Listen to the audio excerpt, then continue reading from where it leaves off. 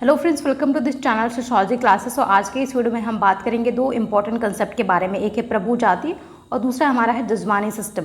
तो दोनों जो कंसेप्ट हैं वो है ग्रामीण भारत से रिलेटेड इंपॉर्टेंट कंसेप्ट है। यहाँ से आपसे कंसेप्चुअल क्वेश्चंस और कुछ फैक्ट्स भी पूछे जाते हैं। तो ये सारी चीज़ें यहाँ पे डिटेल में डिस्कस करेंगे। ये है क्या, तो स्टार्ट करते हैं प्रभु जाति से। प्रभु जाति है क्या? तो सबसे पहले आपको ये देखना है कि जो प्रभु जाति की जो अवधारणा दी थी वो समाजशास्त्र में एम एन श्रीनिवास ने दी थी। तो आपको एम एन श्रीनिवास के बारे में याद रखना है कि उन्होंने प्रभु जाति और संस्कृतिकरण दो प्रमुख अवधारणाएं दी थी। तो ये दोनों तो फैक्चुअल क्वेश्चंस ही हैं आपकी कि आपसे एग्जाम में डायरेक्ट पूछा गया कि प्रभु जाति की अवधारणा किसकी है, एम एन श्रीनिवास की। संस्कृतिकरण की अवधारणा किसकी है, तो एम एन श्रीनिवास की। और साथ आपको ये भी याद रखना है कि प्रभु जाति है क्या, आपसे अगर कोई पूछ ले कि प्रभु जाति की एम एन श्रीनिवास की अवधारणा क्या है, तो ये पता होना चाहिए। और संस्कृतिकरण क्या है, तो जब भी आप कंसेप्ट पढ़ें तो उस कंसेप्ट के बारे में आपको ज़रूर पता होना चाहिए और साथ में ये भी कि वो कंसेप्ट किसने दिया है। तो प्रभु जाति है क्या, तो ये इसकी अगर बात करें तो ये अवधारणा जो किसी ये जात विशेष से संबंधित नहीं है कि यहाँ पे अगर डोमिनेंट कास्ट की बात हो रही है तो ये जात से रिलेटेड की जो जातियाँ जो है, जो ऐसा नहीं कि जो परंपरागत जातियाँ जो ब्राह्मण जातियाँ सिर्फ वही प्रभु जाति, आप कंफ्यूज मत होइएगा, सिर्फ वही प्रभु जाति नहीं होती। तो उन्हें तो जाति व्यवस्था के संस्तरण में जो है ब्राह्मण या फिर जो उच्च जातियाँ होती हैं उन्हें जो है वो सामाजिक प्रतिष्ठा तो प्राप्त है समाज में जो है, लेकिन वो प्रभु जाति ज़रूरी नहीं कि वो प्रभु जाति हो सकती है, बट ज़रूरी नहीं कि वो प्रभु जाति हो। तो कंफ्यूज मत होइएगा प्रभु जाति से, डोमिनेंट कास्ट से ये मत कंफ्यूज होइएगा कि जाति संस्थरण में जो परंपरागत जो जाति व्यवस्था है कि जो उच्च जातियाँ हैं, तो इससे आप कनेक्ट मत कर लीजिए। अभी है क्या ये हम देखेंगे डिटेल में। तो ये है कि ये किसी जाति से संबंधित नहीं है, बल्कि एक किसी विशेष क्षेत्र में उस जाति की स्थिति को दर्शाती है कि किसी ये डिसाइड करेगा कि किसी क्षेत्र में अभी क्या प्रभु जाति की क्या क्या विशेषताएं हो सकती है। अगर हम डिटेल में देखेंगे तब आपको समझ में आ जाएगा कि प्रभु जाति है क्या। तो किसी विशेष क्षेत्र में उसकी स्थिति को दर्शाती है जो कि अन्य जातियों पर अपना प्रभुत्व स्थापित करती हैं। तो एम एन श्रीनिवास कहते हैं कि प्रभु जाति ग्रामीण क्षेत्र में ऐसी जाति या समूह को संदर्भित करती है या प्रस्तुत करती है कि जिसके जो सदस्य होते हैं वो संख्यात्मक रूप से अधिक होते हैं। तो आपको यहाँ पे कीवर्ड याद रखना है जो एम एन श्रीनिवास कहते हैं कि ये जो प्रभु जातियों के ऐसी जातियों का जो समूह को वो बताते हैं कि जो कि संख्या के आधार पे अधिक होते हैं। तो संख्यात्मक रूप से अधिक होते हैं, जिनकी संख्या किसी एक विशेष क्षेत्र में है जो अधिक होती है। इनकी आर्थिक जो स्थिति है वो उच्च होती है। राजनीतिक और सामाजिक जो शक्ति होती है, इन्हें अन्य जातियों पर जो है वो अपना प्रभुत्व स्थापित करने में इन्हें सहायता मिलती है।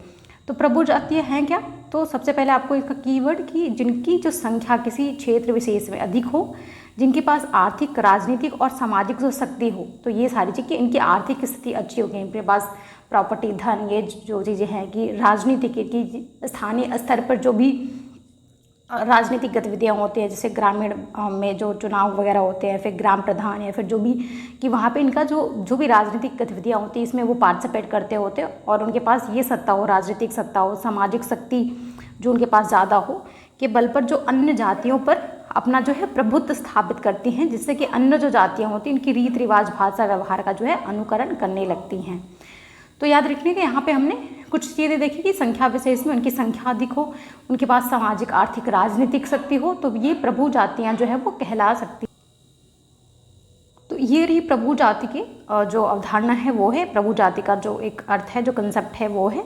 और ध्यान रखिएगा जो प्रभु जातियाँ हैं, जो डोमिनेंट कास्ट हैं, जो जाति परंपरागत जाति व्यवस्था है, जहाँ पे जो उच्च जिन्हें उच्च सामाजिक स्थिति प्राप्त है, सिर्फ वही नहीं, वो हो सकती हैं कि जो ब्राह्मण या फिर जो उच्च जातियाँ हैं, बाकी जो भी उच्च जातियाँ आती हैं, तो वो हो सकता है कि वो किसी क्षेत्र विशेष में जिनकी संख्या अधिक है, उनके पास पावर अधिक हो, सामाजिक, आर्थिक, राजनीतिक, तो वो कहला सकते हैं।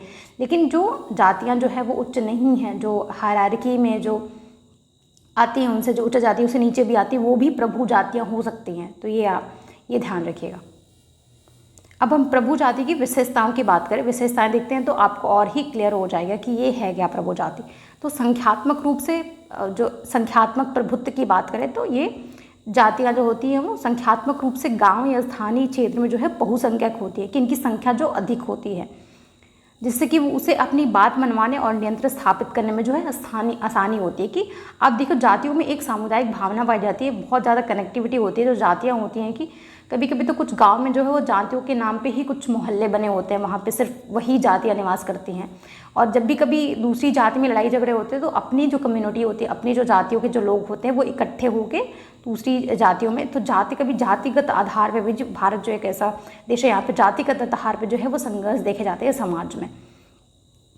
आर्थिक और राजनीतिक प्रभुत्व भी होता है इनका, जो प्रभु जातियाँ होती हैं। तो प्रभु जाति के जो सदस्य होते हैं इनके पास जो भूमि होती है, धन और आर्थिक जो संसाधन, तो आर्थिक रूप से बहुत ही संपन्न होता है। जैसे कि कभी आपने देखा होगा जो गांव में होते हैं, जो भूमिहर होते हैं, जो जमींदार होते हैं, जिनके पास काफ़ी अधिक जो है वो संपत्ति होती है, और ये स्थानीय जो राजनीतिक संस्थाएं हैं उन पर नियंत्रण भी रखते हैं, क्योंकि उनके पास अगर संसाधन अधिक है, आर्थिक रूप से वो सशक्त हैं, तो बाकी जो संसाधन हैं, बाकी जो चीज़ें हैं, उनके पास जो आसानी होती है उन पर जो है अपना नियंत्रण स्थापित करने में, राजनीतिक जो है वो शक्ति या सत्ता हासिल करने में।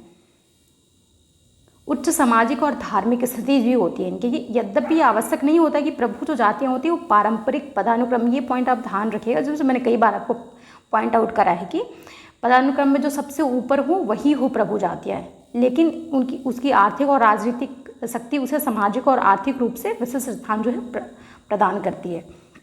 कि आवश्यक नहीं होता है कि प्रभु जातियाँ जो है वो, जिन्हें समाज में जो है वो परंपरागत जाति व्यवस्था में जो हायरार्की है उन्हें सबसे ऊपर हो, लेकिन इनकी जब ये जो जातियाँ, जो प्रभु जातियाँ होती हैं, उनके पास जो आर्थिक और राजनीतिक शक्ति जो है उन्हें सामाजिक और धार्मिक रूप से जो है विशिष्ट स्थिति प्रदान करती है, कि उनके पास जो है वो शक्ति होगी अधिक। कि कभी कभी आपने देखा होगा कि कुछ एक्सेप्शंस ही होते हैं कि जिन्हें जातिगत व्यवस्था में जो है वो जो उच्च जातियाँ होती है, हायरार्की में जो उन्हें बहुत उच्च स्थान प्राप्त होता है, लेकिन उनकी आर्थिक स्थिति ठीक नहीं होती, तो समाज में जो है उन्हें उतनी जो शक्ति है या फिर उनका जो उतना डोमिनेंस नहीं होता है। अब नेक्स्ट इनके विशेषता की अगर बात करें तो आधुनिक शिक्षा और नवीन व्यवसाय। तो आधुनिक शिक्षा प्राप्त करने और नए प्रकार के जो व्यवसाय होते हैं को अपनाने में जो प्रभु जातियाँ होती वो अग्रसर होती, आगे होती, कि इनकी स्थिति जो है वो और अधिक मजबूत और प्रभावशाली हो सके, ताकि ये दूसरी जातियों पर या उस स्थान पे जो है अपना और प्रभुत्व स्थापित कर सके। तो ये जो है ये आधुनिक शिक्षा की तरफ ज़्यादा अग्रसर होती है, और नवीन व्यवसाय जो होते हैं ये बिजनेस में भी बहुत अच्छा जो है वो कार्य करने की ये कोशिश करते हैं। नेक्स्ट है कि स्थानीय समुदाय पर प्रभाव ये अपना रखने की जो है वो कोशिश हमेशा करते हैं। तो स्थानीय समुदाय की महत्वपूर्ण नीतियों जैसे कि न्याय, कल्याण से संबंधित मामलों को प्रभावित करने की क्षमता रखती हैं। तो ये जैसे कि अब पंचायत जो थी, जो गांव में जो है वो पंचायत होती है, जो मुखिया होते हैं, तो वो आप समझ सकते हैं प्रभु जाति से ही रिलेटेड हो सकते हैं वो, क्योंकि जो होते हैं कि उस स्थान विशेष पर, उस गांव में या उस क्षेत्र में जो है वो उनका जो काफ़ी प्रभुत्व होता है, वो काफ़ी प्रभावशाली माने जाते हैं। इसलिए जो सरपंच होते हैं गांव में या फिर तो वो जो है वो प्रभु जातियाँ आपने एक मान सकते हैं एक तौर पे, जो प्रभु जातियाँ जो है वो कि जो स्थानीय स्तर पर जो निर्णय लिए जाते हैं वो प्रभु जातियाँ, जो डोमिनेंट कास्ट होती हैं वहाँ की, उनको जो है वो सम्मिलित वहाँ पे शामिल किया जाता है स्थानीय जो है निर्णयों में। अब यहाँ पे एग्जाम्पल आप बहुत ही ध्यान से देखिएगा। अब हम एग्जाम्पल की बात करते हो अब और आपको और डिटेल में समझ में आ जाएगा। तो भारत के विभिन्न हिस्सों में जो है अलग अलग जातियाँ जो होती है प्रभु जाति की भूमिका निभाई है। यहाँ पे स्टडी हुई है प्रॉपर, इसलिए ये प्रभु जाति की अवधारणा दी गई। जैसे अगर उत्तर भारत की बात करें तो जाट, जो कि हरियाणा और पश्चिमी उत्तर प्रदेश में पाई जाती है। आप ध्यान रखिएगा, जो जाट हैं इन्हें राजनीतिक परंपरागत जो जाति व्यवस्था है, इन्हें बहुत उच्च जातियाँ ब्राह्मण वर्ग में या फिर जो उच्च जातियाँ मानी जाती है समाज में, उसमें नहीं आते हैं। ये क्षत्रिय या फिर वैश्य में आते हैं शायद, I am not sure about that. तो ये जो जातियाँ हैं, लेकिन ये जो है प्रभु जाति की जो है भूमिका निभाती है, इन्हें प्रभु जातियाँ माना जाता है, क्योंकि ये हरियाणा उत्तर प्रदेश में ये इनका डोमिनेंस है, ये डोमिनेट है यहाँ पे। और हम देखा कि हमने प्रभु जातियों की क्या क्या विशेषताएँ होती हैं। और राजपूत जो कि राजस्थान में है, तो इनका भी राजपूतों का भी काफ़ी ज़्यादा डोमिनेंस है राजस्थान में। तो ये प्रभु जातियों की इन्होंने भूमिका निभाई है। एक है जाट और दूसरा राजपूत। अगर दक्षिण भारत की बात करते हो वोकलिंगा, जो कि कर्नाटक में पाई जाती है, और रेड्डी एक जाति है जो कि आंध्र प्रदेश में पाई जाती है। तो ये प्रभु जातियाँ ये रही हैं। तो आई होप अगर समाप्त करें कि प्रभु जातियाँ हैं क्या, डोमिनेंट जो कास्ट होती है वो हैं क्या, कि एक क्षेत्र विशेष में जिनकी संख्या अधिक होती है और जिन्हें सामाजिक, आर्थिक, राजनीतिक जो शक्ति होती है इनके पास जो बहुत अधिक होती है, तो उस क्षेत्र विशेष के जो शक्ति संसाधन जो होते हैं इनका प्रभाव जो है बहुत ज़्यादा होता है। तो इसीलिए प्रभुत्व, डोमिनेंट कास्ट जो है माना जाता है, ये ध्यान रखिएगा। तो इनके कंसेप्ट से ही आपसे रिलेटेड पूछा जाएगा कि प्रभु जाति से आप क्या है, प्रभु जाति की अवधारणा क्या है, या प्रभु जाति का जो कंसेप्ट किसने दिया, तो ये M.N. श्रीनिवास ने। और इनकी विशेषताएं भी पूछ सकता है जो हमने डिटेल में यहाँ पे डिस्कस किया है। तो एक छोटा सा कंसेप्ट है लेकिन काफ़ी इंपॉर्टेंट है, इसे आप ध्यान रखिएगा। अब हम देखेंगे जजमानी व्यवस्था। ये भी ग्रामीण जो है वो भारत की एक व्यवस्था है, जजमानी सिस्टम। तो ये सिर्फ गांव में पाई जाती है, शहर में जजमानी सिस्टम ये काम नहीं करता है। तो ये आपसे अगर कभी पूछ लिया जाए स्टेटमेंट के फॉर्म में तो इसे ध्यान रखिएगा, भारत में एक ग्रामीण व्यवस्था में है ये पाई जाती है। अब तो बहुत कम हो चुकी थी, पहले की एक व्यवस्था है कि अगर आपने कभी गाँव का स्ट्रक्चर देखा हो तो वहाँ पर नोटिस किया है जजमानी सिस्टम क्या होती है। तो देखते हैं जजमानी व्यवस्था क्या है। तो कि भारत के गाँव में एक पारस्परिक सामाजिक और आर्थिक व्यवस्था है। ध्यान रखिएगा, ये सामाजिक और आर्थिक व्यवस्था दोनों हैं। कैसे? सामाजिक व्यवस्था की बात करें तो इसमें जो जातियों के मध्य संबंध होते हैं। आर्थिक व्यवस्था की बात करें तो यहाँ पे एक आर्थिक व्यवस्था की यहाँ पे एक व्यवस्था के तौर पे आप भी देख सकते हैं, श्रम विभाजन इसमें पाया जाता है। कैसे कि एक परिवार, जिसे जजमान कहते हैं, जो उच्च जातियाँ होती हैं उन्हें, है ना, जो जजमान होते हैं, एक परिवार जो होता है वो दूसरे परिवार, जिन्हें कमीन कहते हैं, कि जो सेवाएं देते हैं। तो एक परिवार जो उच्च जातियाँ होती हैं उन्हें जजमान कहते हैं, वो सेवाएं प्राप्त करता है। किन से प्राप्त करता है? जो समाज में जो उच्च जाति, जो निम्न जातियाँ होती हैं, जो उनसे जो है वो सेवाएं प्राप्त करता है। तो जिनसे जो सेवाएं प्राप्त करता है उन्हें कमीन कहा जाता है, ये ध्यान रखिएगा। और जो सेवाएं प्राप्त करता है, जिन्हें जजमान कहते हैं, वो क्या करता है? उन सेवाओं के बदले उन्हें क्या करता है? कुछ वस्तुएं देता है। तो ये वस्तु विनिमय की प्रणाली है। यहाँ पे नकद वेतन नहीं दिया जाता है, कुछ वस्तु, उसके बदले में कुछ वस्तुएं दी जाती हैं उन्हें, उनकी सर्विस के बदले में। इसीलिए क्या है? ये आर्थिक व्यवस्था, ये ध्यान रखिएगा। तो वस्तुएं प्रदान करता है। यह व्यवस्था जजमानों के लिए विभिन्न सेवाएं करने वाली निम्न जातियों के बीच जो है वो श्रम के व्यावसायिक विभाजन और अंतर जातीय संबंधों को बढ़ावा देती है। यह व्यवस्था गांवों को आत्मनिर्भर बनाती थी। ये बहुत पहले प्राचीन समय से जजमानी व्यवस्था सिस्टम चली आ रही है। लेकिन अब क्या है, आज के आधुनिक समाज में जो है ये व्यवस्था बहुत ही कम देखी जाए। अब के ग्रामीण समाजों में बहुत ही धीरे धीरे खत्म हो रही है, लेकिन कुछ जगहों पे अब भी ये देखी जाती है, लेकिन अपने कठोर रूप में नहीं, बहुत ही इसमें भी बहुत फ्लेक्सिबिलिटी आ गई है। लेकिन परिवहन और संचार के जो विस्तार जो है वो आपके आज के टाइम पे लोग शिक्षित हो रहे हैं और उनके पास व्यवसाय के जो है वो अवसर बढ़ रहे हैं, उनके पास अपना जो है बिजनेस या कुछ भी कार्य करने का, तो इसलिए जो है ये व्यवस्था काफ़ी कमज़ोर हो रही है। तो ये है जजमानी सिस्टम की अगर बात करें, अगर सिंपल वर्ड में अगर हम इसको एक्सप्लेन करें कि जजमानी सिस्टम है क्या, तो यहाँ पे कि जो जातियों के बीच में एक व्यवस्था होती, तो जो उच्च जातियाँ होनी है जिन्हें जजमान कहा जाता था, और जो निम्न जातियाँ होती थी इन्हें जो क्या होती कि कमीन कहा जाता था। ये ध्यान रखिएगा, पूछा गया आपसे। तो ये जो जातियाँ जो जजमान होती थी, ये जो निम्न जातियाँ होती इन्हें कुछ सर्विस देती थी, कुछ सेवाएं देती थी। एग्जाम्पल के तौर पे जैसे जो ब्राह्मण होते थे, उच्च वर्ग के जातियाँ, या फिर और भी जो जातियाँ होती थी, तो जो जैसे आप जो देखते होंगे नाई, धोबी या कुम्हार जो होते थे, ये जो सर्विसेज होते, जो कुम्हार है कि उन्हें बर्तन बना के देगा, और जो नाई है उनके जो बाल वगैरह वो सब कटिंग करेगा, और जो धोबी है उनके कपड़े धोएगा। तो ये सर्विसेज उनको दी जाती थी, ये सेवाएं दी जाती थी जजमानों को। और बदले में ये जो उच्च जाति होते, जो जजमान होते थे, इन्हें जो है वो कुछ वस्तुएं देते थे, कुछ वस्तुएं जैसे कि कपड़े दे दिए या फिर कुछ अनाज दे दिए, ये सारी चीज़ें। तो यही जो सिस्टम है, अगर आपने कभी गाँव का स्ट्रक्चर देखा हो या गाँव में रहे हो तो ये व्यवस्था आप जानते होंगे, अपने टाइम से भी होती होंगी। तो यही है जजमानी सिस्टम, है ना। तो ये एक जातियों के मत, ये परंपरा, ये सामाजिक और आर्थिक व्यवस्था है। अब ये इंपॉर्टेंट पॉइंट देखते हैं हम यहाँ पे। ये विलियम वाइजर ने एक स्टडी की थी जजमानी व्यवस्था के बारे में, इन्होंने अध्ययन करा था और इन्होंने ही जजमानी व्यवस्था का कंसेप्ट दिया था, विलियम वाइजर ने।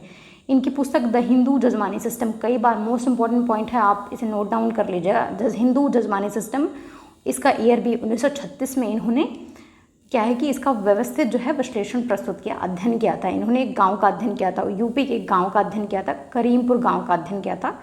यहाँ पे रह के इन्होंने ये जजमानी व्यवस्था दिया था, हिंदू जजमानी सिस्टम 1936 में। इन्होंने अपनी बुक में जो है वो करीमपुर गांव, ये भी याद रखिएगा, पूछा गया कि किस गांव में इन्होंने जजमानी व्यवस्था का जो है वो अध्ययन किया था, तो करीमपुर गांव में जो है अध्ययन किया था। इन्होंने अपने अध्ययन में क्या बताया, जब इन्होंने स्टडी करी थी जजमानी व्यवस्था के बारे में, तो कुछ पॉइंट्स इन्होंने बताया अपने इस अध्ययन में। इन्होंने क्या निष्कर्ष निकाला, ये हम देखते हैं। तो ये कहते हैं पारस्परिक और अंतर जातीय संबंध होता है। जैसे हमने देखा कि जातियों के बीच ये संबंध होता है, उच्च और जाति और जो समाज की निम्न जातियाँ उनके बीच में, निम्न जातियाँ जो कमीन होती है वो अपनी सर्विसेज देती है जजमानों को जो उच्च जातियाँ होती हैं। तो वाइजर ने जजमानी व्यवस्था को एक ऐसी व्यवस्था के रूप में देखा है जिसमें कि विभिन्न जातियों के जो परिवार जो होते हैं वो एक दूसरे को सेवाएं और वस्तुओं का जो है वो आदान प्रदान करते हैं, या संबंध पीढ़ियों तक चलता रहता है। कि ऐसा नहीं है कि एक पीढ़ी ने कर दिया तो दूसरी जो पीढ़ी आती है वो भी वही सीखती है अपनी पीढ़ी से और वो भी अपनी सेवाएं देती है, तो पीढ़ियों तक चलता रहता है। और ये केवल आर्थिक नहीं होता बल्कि सामाजिक और सांस्कृतिक भी होता है। अगर केवल आर्थिक होता तो ये एक पीढ़ी के बाद खत्म हो जाता, नहीं, लेकिन ये कंपल्सन, ये बाध्यता होती है कि आने वाली पीढ़ी भी उसी सर्विस को देगी, वो जो है वो जो उसके दादा परदादा देते आए हैं। अब जैसे कि हम जजमान और कमीन के बारे में डिस्कस कर चुके हैं, तो इन्होंने इस व्यवस्था के 2 मुख्य पक्षों की पहचान की। पहला, जो उच्च जाति के भूस्वामी परिवार के जो सेवाएं प्राप्त करते थे, जो सेवाएं प्राप्त करते हैं, और जो कमीन किन्हें बोला जाता है, तो निचली जाति के लोग जो सेवा प्रदाता होते हैं, जो अपनी सेवाएं देते थे, जो अपनी सर्विसेज देते थे उनको, जो जजमानों के लिए काम करते थे। तो ये आपसे भी पूछा गया जजमान कि जजमान कौन होते हैं, किसे कहा जाता है, या फिर जो कमीन होते हैं किसे कहा जाता है। तो ये दोनों कंसेप्ट जो है वो आप याद रखिएगा। ध्यान रखिएगा, जजमानी जो सिस्टम है वो स्थायी संबंध है। आपसे पूछा गया एग्जाम में, ये जजमानी व्यवस्था में क्या होता है, संबंध जो स्थायी होते हैं, अस्थायी होते हैं, गतिशील होते हैं। तो स्थायी संबंध होते हैं। स्थायी संबंध क्यों होते हैं? क्योंकि ये पीढ़ी दर पीढ़ी चलता रहता, कि किसी अनुबंध पर आधारित नहीं होता। ये नहीं कि किसी ने कोई समझौता कोई कर लिया, कानूनी समझौता नहीं होता है, लेकिन जो होता है ये एक परंपरा बन चुकी है और ये पीढ़ी दर पीढ़ी जो चलते हैं स्थायी संबंध पर आधारित होते हैं। वाइजर ने इन्हें गैर अनुबंधात्मक, अंतर पारिवारिक और अंतर पीढ़ीगत पारस्परिकता के रूप में वर्णित किया है। पारिश्रमिक की बात करें तो जो सेवाओं के बदले में कमीनों को नगद वेतन नहीं दिया जाता था, पैसे नहीं दिए जाते थे। ये ध्यान रखिएगा, आपसे पूछ सकता है स्टेटमेंट के फॉर्म में कि नगद वेतन दिया जाता, नहीं, उन्हें वस्तुएं दी जाती थी। तो ये वस्तु विनिमय प्रणाली, वस्तु विनिमय मतलब कि सेवा के बदले कोई वस्तु दे देना, कपड़े देना, अनाज दे देना, ये सारी चीज़ें होती थी। उन्हें आर्थिक सुरक्षा, इसलिए ये आर्थिक सुरक्षा उन्हें प्राप्त होती थी, उन्हें कुछ कपड़े मिल जाते थे, कुछ, तो इसलिए उन्हें जो है वो एक आर्थिक सुरक्षा मिल जाती थी कि उनकी अपनी जो ज़रूरतें होती थी वो पूरी जाती थी, भोजन मिल जाता था, अनाज मिल जाता था, ये सारी चीज़ें।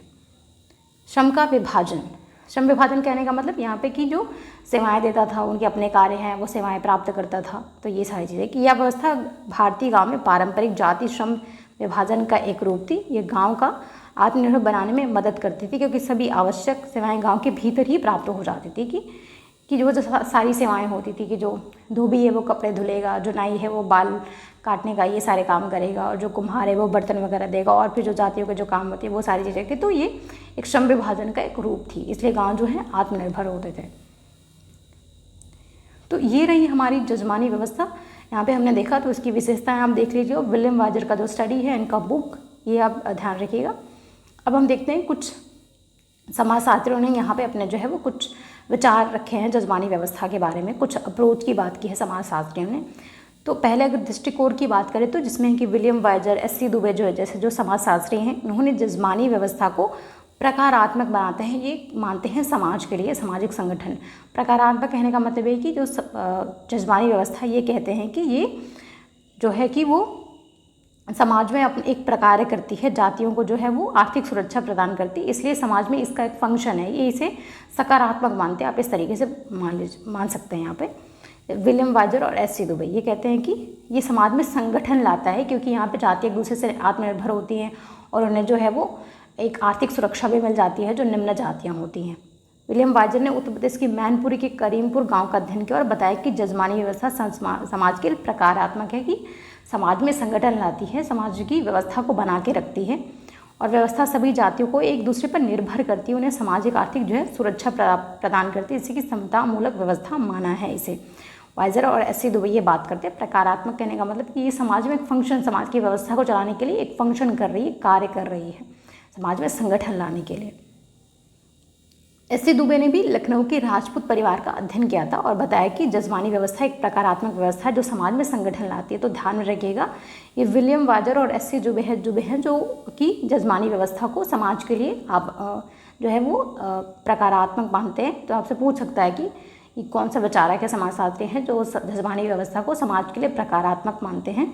तो विलियम वाइजर और एस.सी. दुबे।